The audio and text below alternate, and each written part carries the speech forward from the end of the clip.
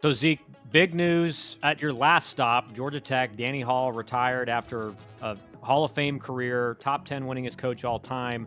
So you got to coach under really two legends and played under two like Dan McDonnell, they had a great run Louisville this year in the College World Series, Danny Hall, and now James Ramsey, kind of one of your mentors, is taking over at Georgia Tech. So, what are a couple things that you learned under DH and Ramsey that you've kind of taken with you to Kent State? I mean, everybody learns under people, kind of puts their own spin on it.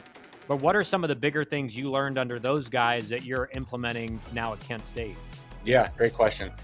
Whenever you're able to work under a legend like DH, you kind of got to be a sponge and absorb all the good things that he does. And honestly, I won't lie, I miss being around that guy. That guy is awesome. It's hilarious. Like, best one-liners I've ever been around in my entire life.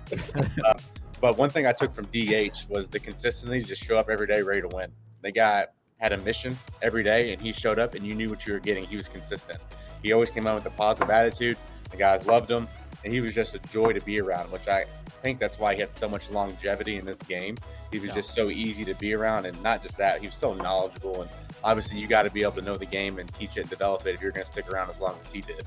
So I learned that from him, and then I incorporated a lot of what we do here at Kent from James. I was very fortunate to be around him for 4 years. He's without a doubt one of the best hitting coaches in college baseball, for sure, probably the best hitting coach I've ever been around. I've been around two really good hitting coaches with Ramsey and Eric Snyder at Louisville.